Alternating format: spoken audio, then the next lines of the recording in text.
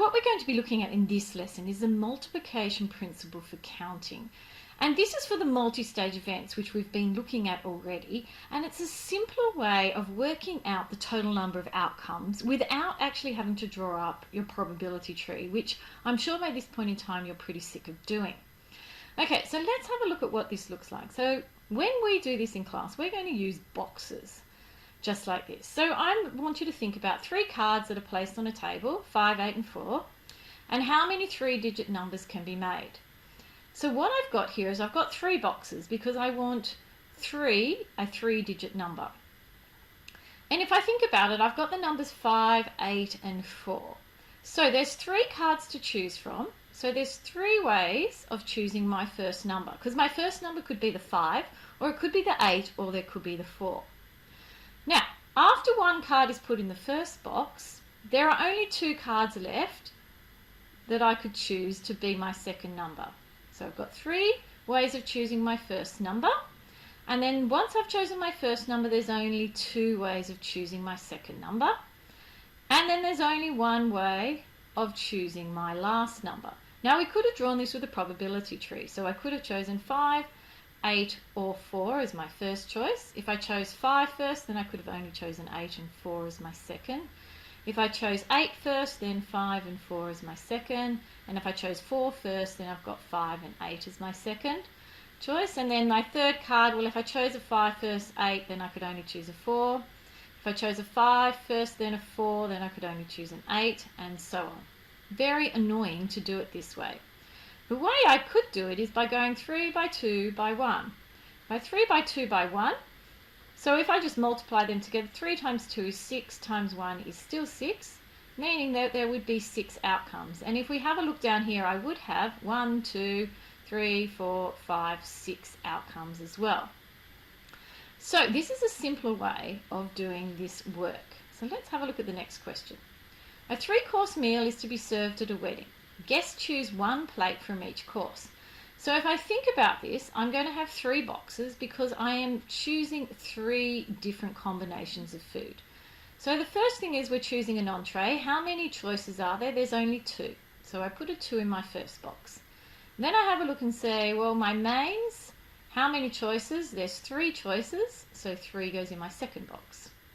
And then if I look at my very last one, I'm having a look at, I've got 2 desserts to choose from, so I put 2 in my next box. And so what I do then is just simply multiply that out. 2 times 3 is 6, times 2 is 12. So there are 12 combinations or 12 ways that we could work this out to be. Now you could have done it the old way by drawing up a table, your probability tree, I should say. Looks something like this, like chocolate and creme brulee. And if you worked it out, you would actually have 6 outcomes. Okay, so the multiplication principle for counting says the total number of ways that a succession of choices can be made is found by multiplying the number of ways each single choice could be made.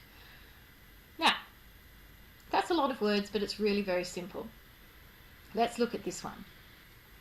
So what we have here is Emma has a number plate, and it's EE996. And it says if all number plates in this form were freely available to the public, how many combinations of letter, letter, number, number, number are there? So the way we do it, we need to think about each combination. So we're going letter, letter. So the first one is going to be a letter. My second choice for my number plate is also a letter. My third choice is a number. My fourth is a number. And my last is a number. So this lines up for each of these. Number, number, number.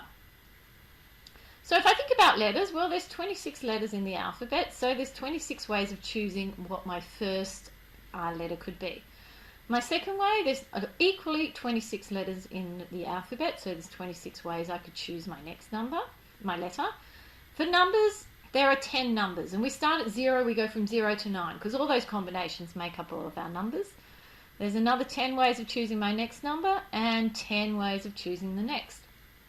So if we work that out, there are 676,000 combinations to have a number plate that's in the form letter, letter, number, number, number. So let's keep moving. How many postcodes are there? Well, how many postcodes are there in New South Wales? So if I look at Gordon, Gordon is 2072.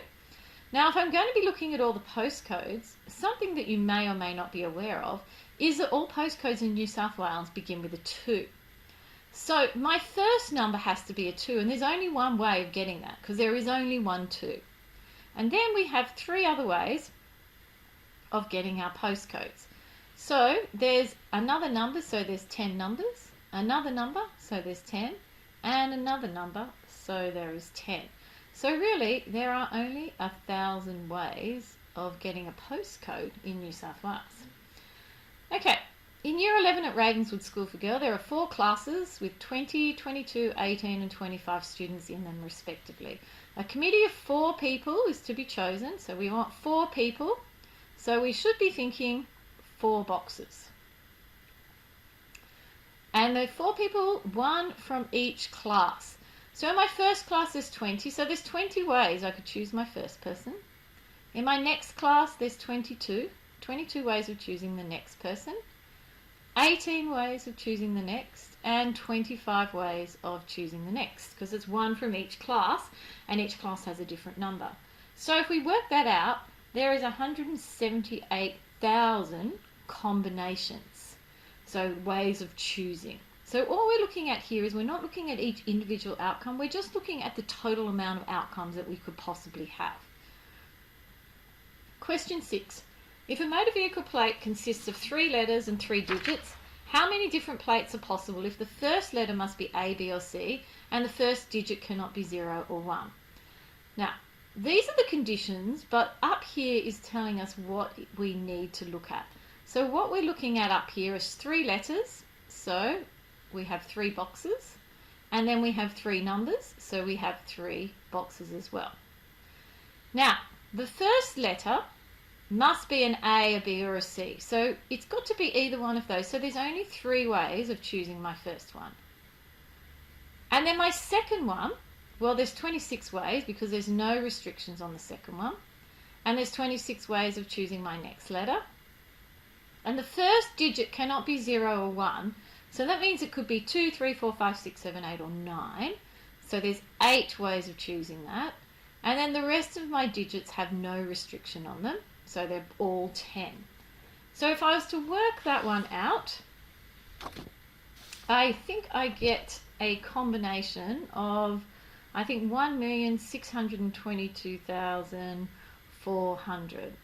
I may have done that wrong, but you can double check that on your calculators. Okay, determine the number. Now this one I've done the numbering wrong. This should be I, this should be II, and this should be III. Determine the number of computer passwords that could be generated from 4 digits. So 4 digits meaning 4 combinations. And we know there's 10 digits. There's no restrictions here. So it's 10 by 10 by 10 by 10 by 10, which is 10 to the 4th, which is 10,000. And that's the first one. So for the second one, determine the number of possible passwords if 3 digits and a letter are used. So 3 digits, so that's 3 numbers, 10 and 10, and 1 letter, 26. And if we work that one out, we should get 26,000 possibilities. So you can see for passwords, this is why we have passwords that have letters, because as soon as you start letters, you've got more combinations. And the last part says, what effect does case sensitivity have on the number of passwords that contain letters? So if we think about a 4-digit password and it contained letters and we have now case sensitivity, we know there's 26 letters in the alphabet, and then if we have capitals we have another 26 letters, so all up we have 52. So if we're to work out my passwords, we must have 52 by 52 by 52 by 52, which is 52 to the power of 4, which is 7,311,616. So the combinations of passwords starts to increase. Then if you add numbers in there, it increases even more, which is why we have all our passwords now with numbers and letters. Okay, that's it for me on this topic. Have a go at the exercise. If you have any questions, you know where to find me.